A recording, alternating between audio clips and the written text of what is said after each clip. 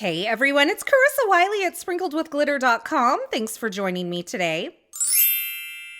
Today I am sharing some tips and tricks for working with Pinkfresh Studio washi tapes. There are two of these brand new gorgeous washi tapes included in the Flourish and Glow collection, which is available now on the Pinkfresh Studio website. And I thought I would just give you some tips for working with these beautiful washi tapes. Now, each of these rolls includes somewhere between 40 to 43 full panels of images, and this one here is called Peony Glow. And the second new washi tape released from Pinkfresh Studio is the Cozy Blooms washi tape. Now, each of these washis includes some gold foiled accents, which just really make them shine. There are also coordinating stamps, stencils, and dies for each of these washi tape product suites. So you can see this is the Cozy Blooms. It includes a few sentiments. And this is the Peony Glow, which is absolutely gorgeous. I do have some items pre-cut and I've stored them in the back with my dies. But for now, I want to show you how to lay these washis down. I like to start by rolling out a little bit of the washi and placing the end onto a panel of white cardstock. This cardstock measures 4 1/4 by 11 inches, and you can see I'm just rolling out the full design. There is like a little gap between each panel that kind of cues you where the design ends. Now I'm going to snip that off between the two patterns, and I'm going to press that down onto the cardstock. I'm going to do the same thing with this Cozy Blooms, but because this is the beginning of the roll, it actually starts kind of in the middle of a panel.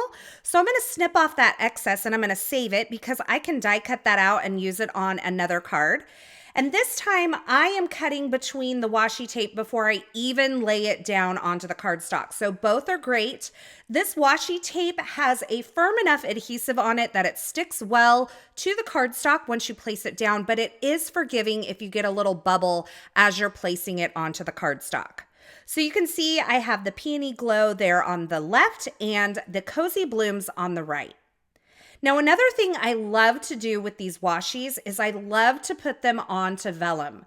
This maintains that translucent feel of the washi tape that it has naturally, kind of allows you to see through it because washi tape is meant to kind of be a little bit see-through. It really lends itself to the ethereal feel of washi, and it also gives you kind of a more muted color finish. So I'm going to show you these next to each other here in just a moment, but you can see I trimmed out my panel and I'm just laying it down and smoothing it out, making sure I don't have any bubbles. So here's a look at these two washis side by side on the vellum. And then I am going to show you, this is the Cozy Blooms. The one on the left has the cardstock, the one on the right is on the vellum. And you can see this really does give the washis a little bit different feel. One's a little more vibrant, one's a little more soft and subdued. Now the cardstock and vellum that I cut to 4 1/4 by 11 is a little bit long, so I trimmed off the excess. And I also placed that bit of the excess panel from the Cozy Blooms washi roll onto a scrap piece of cardstock. So now it's time to use the dies to trim out these pieces. Now, as I'm positioning the dies, if I am using a standard die cut machine like a Platinum 6 or something like that that does not have a magnetic shim, I like to place some tape on the edge of my panel, but I like to make sure that that tape is overlapping the exposed cardstock. If you try to tape on top of the washi alone, because the washi has that waxy finish, the tape doesn't hold the die in place very well. So make sure that the tape overlaps the die as well as the exposed cardstock on the edge of your panel. You can see I'm doing the same thing here, even though I'm using a magnetic shim, just to kind of show you that again. And look at these beautiful pieces. On one panel of this Peony Glow washi tape, you're going to get 9 images that you can use, either combining them together or kind of using them separately, which means you can get a lot of card projects out of one roll of this washi tape. Once I have all of my images die cut, I'm sorting them out by vellum versus cardstock, and then I'll use the coordinating dies for the Cozy Blooms washi tape and die cut those images. And you can see, again, I'm showing you the difference between the cardstock version and the vellum version because I think they're both really beautiful options. To create my card project today, I'm also going to use this Bloom of Thanks die and coordinating stencil set. You can see that the stencils will color in all those floral and the thanks images, or you can use the die on its own like I'm going to do today. So I'm going to center up that die in the center of an A2 size panel. So it's 4 1/4 by 5.5 inches. And I'm actually going to make an impression with this die. I'm making sure that it's kind of lined up. And in place of my magnetic mat, I am using the silicone mat that comes with the Anna Griffin Empress. And you can see that that die has made an impression on my panel. This is going to help me line up the letters that I'm going to die cut. Now, we'll leave those little triangle impressions as well, but I'm planning on covering those up with some of the washi tape images that I've created, so I'm not really worried about that in this instance. I wouldn't necessarily recommend just doing the impression on its own because of those triangle images. Now, I've also die cut the thanks word from some nectar cardstock, a couple layers of white cardstock, and also some matte gold cardstock. I'm layering up a couple layers of white cardstock behind the nectar layer to give that some dimension and some weight. And once I have those couple of layers lined up, I'm adding some liquid glue to that, and I'm offsetting the matte gold layer. So I'm giving just a little bit of shadow kind of over to the top and the left of this letter with that matte gold cardstock. And I'm going to repeat this process for all of the letters. And then I got smart and I grabbed my reverse grip tweezers. I was trying to do it with my fingers before, and it was kind of being slippery and boogery.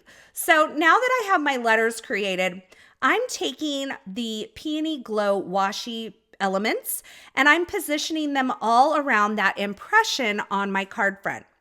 Once I have an arrangement that I like, I'm going to move the letters out of the way and start gluing these washi tape elements to the front of my card project. And on this particular card project, I'm using the ones that are layered up on the vellum to give it a more translucent effect. I'm also only adding liquid glue to like the very end of the stems so that I can create some dimension by kind of curling these up. To add my letters onto the card front, I am using some foam adhesive, and I have my reverse grip tweezers here. And I've just lined them up with the impression that was created by that Bloom of Thanks die. Now for my sub-sentiment, I am using the With Love sentiment from the Peony Glow stamp set. I'm stamping that onto a 1/4 inch strip of rouge cardstock and then placing that over the S. And then I'm taking this entire card front and adding it to a wheat card base using some foam adhesive. I'll finish the card off by adding some metallic gold pearls to the front of the card. I'm using my dual tip embellishment tool as well as some liquid glue to position those.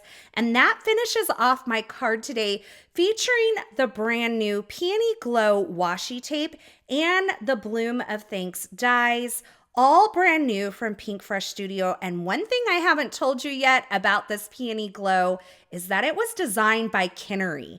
Kinnery is the owner of Pinkfresh Studio, and I think she did an amazing job with this product suite. Now, as always, I've included links of the featured products used in this project in the YouTube description below, so if you're looking for something in particular, be sure you check there. Or you can head on over to my blog at sprinkledwithglitter.com. I'll have that linked below as well. Over there, you'll find still shots, information, a complete list of supplies, as well as some information on a blog hop that's happening today to celebrate the new Flourish and Glow release from Pinkfresh Studio. There are prizes to be had, so you don't want to miss out on this. As always, I want to say thanks so much for stopping by and hanging out with me today. I hope you enjoyed this project, and I hope you enjoyed this video. If you did, be sure to give this video a thumbs up, and don't forget to subscribe and turn on the notifications here so you don't miss any of my paper crafting, card making, and live stream video tutorials. Thanks again for watching, and until next time, I hope you have a fabulous day.